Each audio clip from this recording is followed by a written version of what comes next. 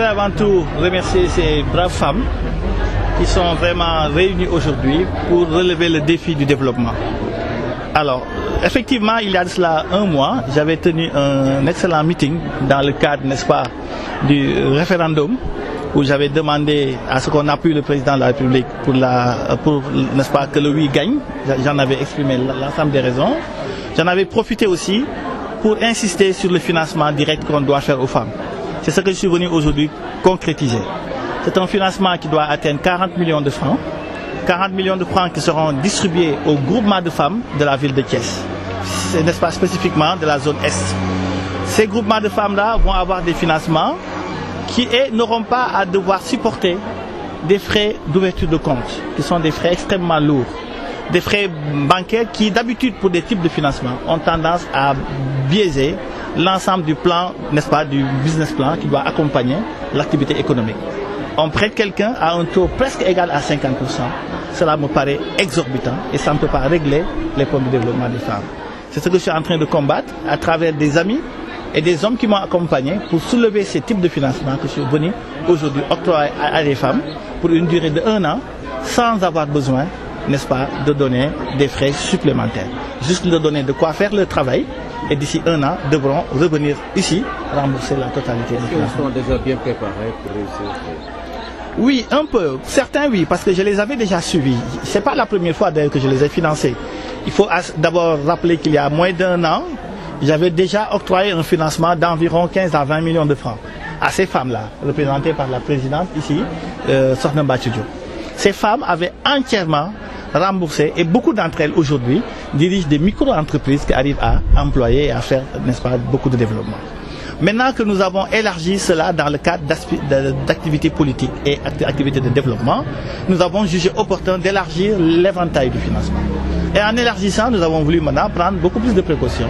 C'est en cela que nous avons envisagé avec des experts issus de mon institution d'enseignement, issus d'autres institutions, d'ici la semaine prochaine, ces mêmes femmes qui vont recevoir aujourd'hui un financement vont recevoir aussi de la part de ces experts des séminaires de formation en entrepreneurship, en leadership féminin, en création d'entreprises qui leur permettra de mieux gérer leur activité économique et devenir demain des entrepreneurs toutes faites.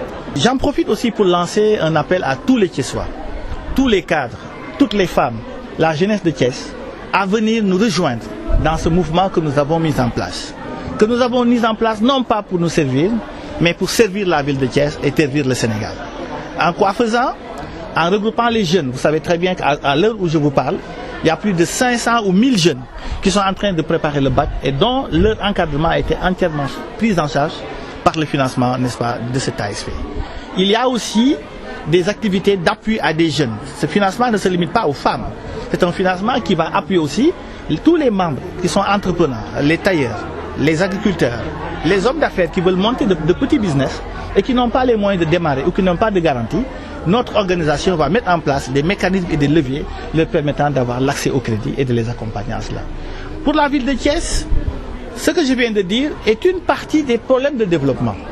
Mais il y a d'autres problèmes. Si vous tournez votre œil, vous voyez qu'il y a des problèmes d'éclairage public, des problèmes d'éducation, des problèmes de marché public, des problèmes de financement de la santé. Toutes ces questions, l'activité de développement simple ne peut pas prendre ça en charge. D'où l'objectivité de l'implication des acteurs que nous sommes dans le champ politique.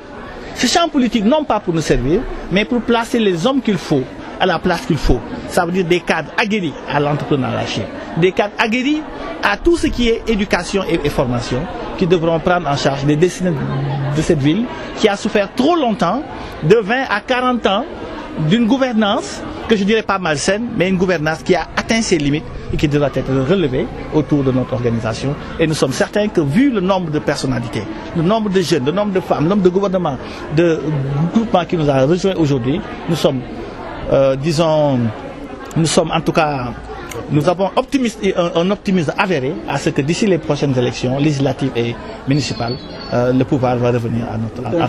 Que votre mouvement, sous la bannière du modèle, ira seul aux prochaines élections? Ah oui, bien sûr. Notre mouvement ira aux prochaines élections sous la bannière du modèle.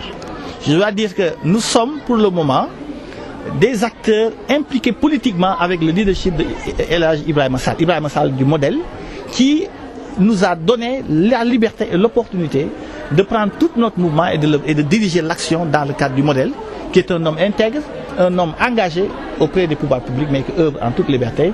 Nous n'irons pas aux prochaines élections sous le cadre de Benno Bokk Yakaar ni au cadre de Benno Siggil Sénégal. Nous irons seuls dans le cadre du modèle parce que la ville de Thiès a besoin de montrer sa capacité de relever les défis, et nous le ferons simplement avec le mouvement.